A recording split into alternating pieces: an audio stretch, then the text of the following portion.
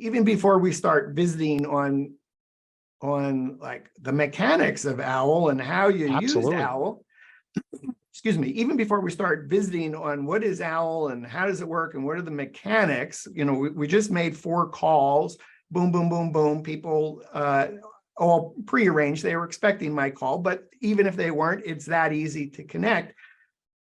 Let's go at the highest level. How do virtual tour photographers, how can virtual tour photographers do one-on-one networking by phone using the OWL app? How do you develop business with OWL?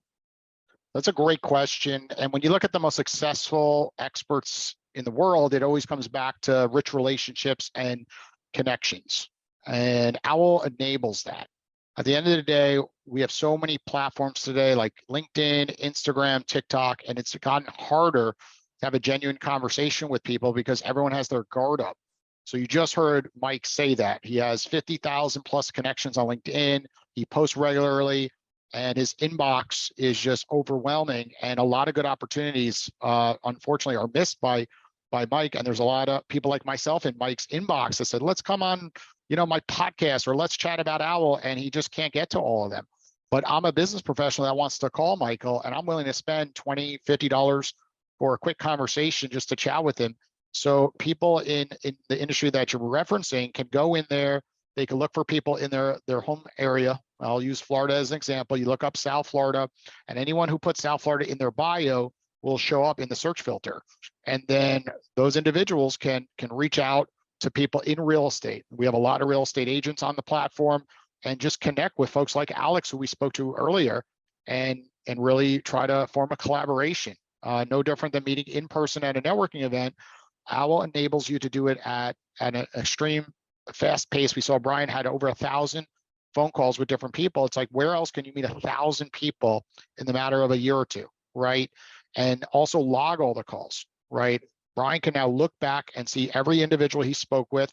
He also can use those reviews on his website because people are referencing what he spoke about and saying, Brian's a professional. He educated me how to use social media better, for example, or how to use OWL better.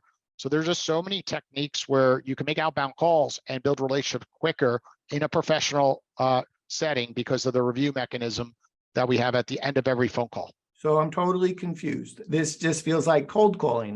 There's this app, I dial a number and I start, what happens? I mean, is there best practices so that it's not like.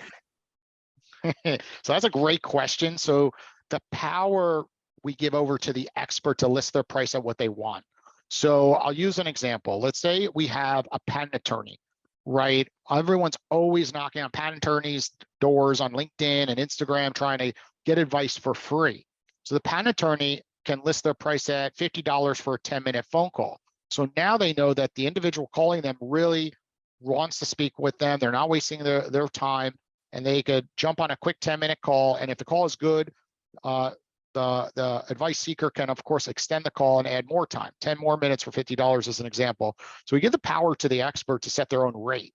So they're never going to be faced with the issue of spam phone calls or calls that just aren't appropriate. They also can review the person calling them. So if somebody calls them inappropriately and is really trying to date them, right? Well, guess what? Stamp, 1-star review, and that person just hurt their profile for future calls, of course.